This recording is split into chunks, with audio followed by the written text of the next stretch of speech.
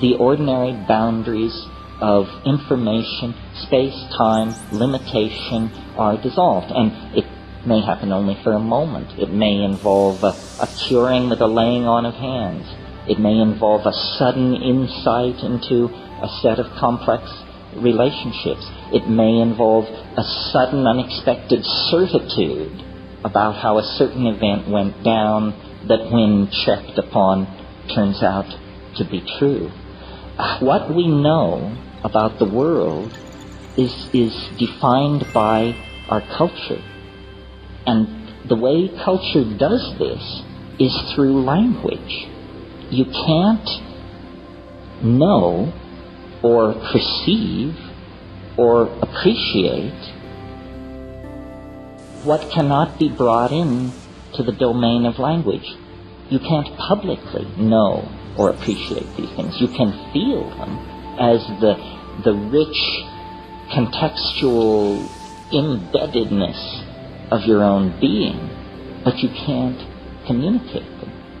Sometimes when I read Marcel Proust, I come upon passages where the conveyance of the information, of the emotion, is so exquisitely subtle that I have the feeling, I know what he means.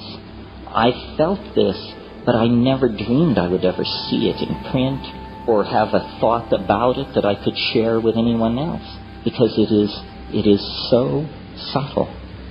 So the challenge to all of us, I think, is not this one-dimensional chasing after of answers. This is a fool's game, but an actual stepping back to gain perspective and to realize, salvation is always available. It's in the moment. It's an act of understanding. It doesn't come down through a lineage. It doesn't come through a substance, an empowerment, a word. It comes through understanding. Salvation is an act of rational apprehension of some sort. And, I really believe that we are now in a relationship to the transcendental object at the end of time, such that the revelations are daily. The unfoldment, the connectivity, we can see light at the end of the tunnel. I've had long practice at this. I've been thinking like this since 1968, talking about it like this since 1980, but I never knew how it would come or what it would be. In the last few years, with the rise of a technological, a cultural artifact like the Internet, I now see how it will make its way into the world. We are building the nervous system of the human oversoul. We are individual units operating under social rules that are pushing us ever closer toward dissolving our societies, human groups run by rules, into telepathic collectivities of some sort. The chaos of the Internet is chaos only to the constipated order freaks of the Hobbesian sociological machine. It makes them uncomfortable because they can't find the head, they can't find the hierarchy. But it's head and hierarchy that have distorted and made human institutions so abrasive and uncomfortable for the people who inhabit them. So I really believe there is no contradiction between technology and the spirit. There is no contradiction between the search for intellectual integration and understanding and the psychedelic experience. There is no contradiction between ultra-advanced hyperspatial cyberculture and Paleolithic archaic culture. We have come to the end of our sojourn in matter. We have come to the end of our separateness.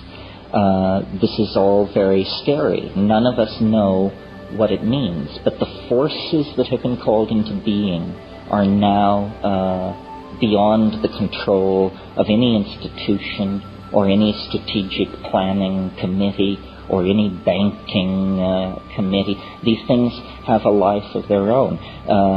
There is a morphological unfoldment occurring on this planet. It is bringing forth some entirely new order of being. We are a privileged part of this. Individually, our hope is to understand and participate in the epiphany. There is no blame. Nothing is off-kilter or wrong or unnatural or artificial. No principle has been betrayed. This is how it is supposed to be. But as it picks up speed, it's going to become more and more frightening as most metaphors fail.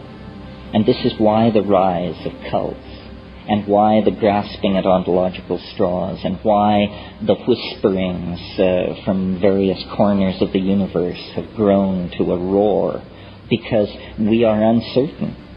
We are not sure. But I think you become sure by connecting to the source, and then what you become for other people is a source of reassurance. The perfect metaphor for understanding this situation is a birth. If you had never seen a birth, and you were rushing about your daily business and suddenly came around a corner and this was happening, as, for example, could happen to you in India or in Africa somewhere, and here you confronted human birth, if you had not been prepared for that moment, you would have a real emotional thing on your hands. It looks like a medical emergency. Blood is being shed, organs are being stretched, there's pleading and groaning and moaning.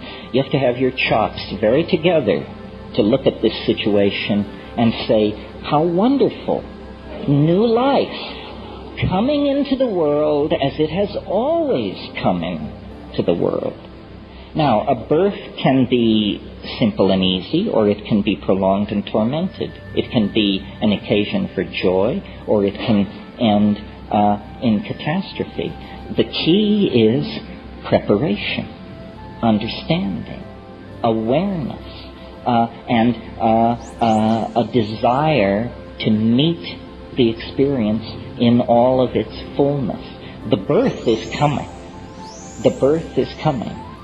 And what it does to the social systems we've put in place, the groaning ecologies that are taking the weight of our billions, what it does to the atmosphere, what it does to the economies upon which you and I depend, this all depends on how educated and enlightened each one of us can make ourselves as the thing moves toward completion. And it's no time for foolishness, and it's no time for rumor mongering, and it's no time for throwing away your epistemological razors and indulging in the spreading of unlikelihoods. It's time to actually pull together. The plants are the pipeline into the Gaian intention. It's just not a coincidence that these plants carry this immense spiritual message. They are the pipeline of Gaian intentionality. We were not out of balance for millions of years, or hundreds of thousands of years of intellectual existence, in which we had humor and song and ribaldry and poetry and horsing around and art and theater. We were not out of balance because our religion involved the dissolving of our cultural values once a week or once a month back into the mysterious mama matrix of primordial being.